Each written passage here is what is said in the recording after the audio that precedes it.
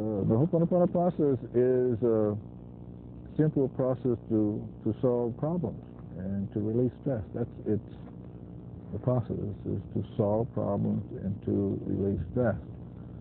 And what a problem is a thought for which you have a negative feeling. For example, maybe you're in a business relationship and you have a thought of that person, and that thought brings up annoyance and irritation, judgment. And so what the Hooponopono does is that it allows the divinity to transmute. It takes the unwanted negative energy and moves it, purifies it, releases it, and then exchanges that energy with perfect and right light, which may be a blessing, an answer. That's basically what the Hooponopono is. And what it has three parts. It has repentance, forgiveness, and then transmutation. And in doing that process, what it does is that the transmutation takes place spiritually, mentally, and then physically. And so it's really a total rebalancing of your whole being, because in the end, who you are is the three aspects of the mind: the spiritual, mental, and the physical.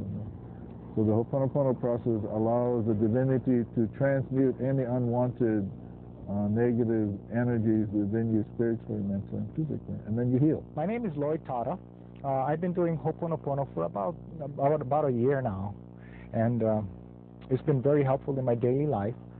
One of the things that it really helped me with was soon after I started doing the Hooponopono, I was informed by the state, since I was a state worker, that I was going to be laid off from my work.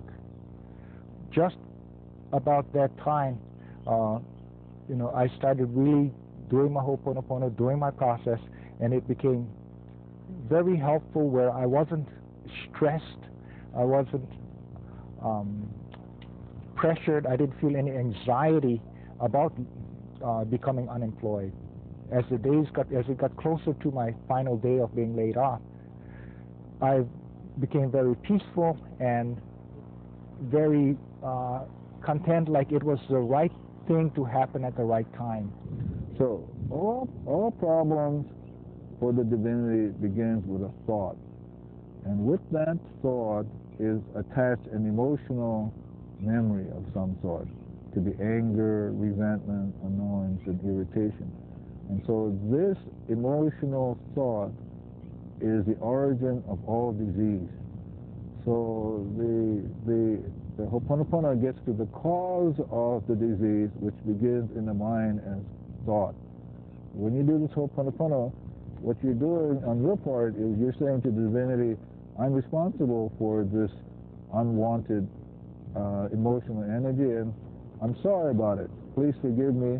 And once you do that, then the divinity's responsibility then is to take that E, or that negative energy within that thought, to purify it first, or what we call neutralize it.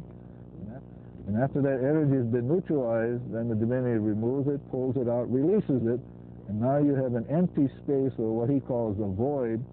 And then the last step is he fills that void with divine light in the way of perfect and right answer, blessing. So once that light goes into that thought, now your mind automatically moves and does whatever it needs to do. So it creates your being purposeful. Every time you do the cleaning and you allow the divinity to transmute an E to D, then your mind becomes purposeful. Hi, my name is Brian. I do my Hooponopono at school and at home. All the E's go off of me. If you're at Hooponopono and you think too much, you build up a wall so Hooponopono cannot go through you. Years ago, there was this little boy out in Wyandotte. Now, he had a problem in that the teacher picked on him all the time. Picked on him. So at some point, he decided he didn't want to go to school. And not wanting to go to school, then his mother got concerned. And the mother talked to him, and so he said to his mother, I don't want to go to school because the teacher's picking on me. So for whatever reason, the mother called me. And the mother asked me, told me about the problem and said, you know, it's something I feel like I got to talk to the school about. Maybe call the principal, talk to the teacher. And I said to the mother, no, you don't have to do that. The problem is with you and I, and if we're willing to do this Hooponopono process, this youngster will be okay. He will be okay.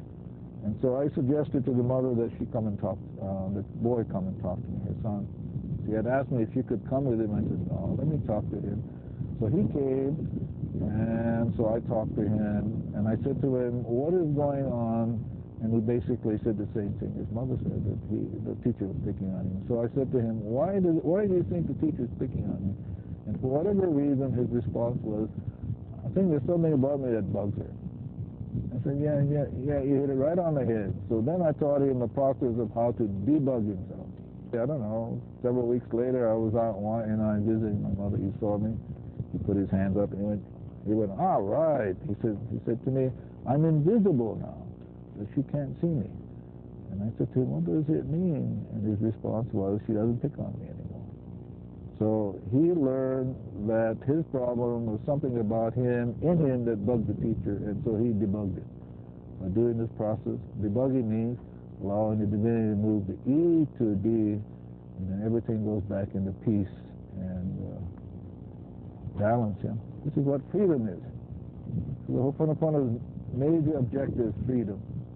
Freedom from what? Our E that cause us disease in our relationship with people, places, things.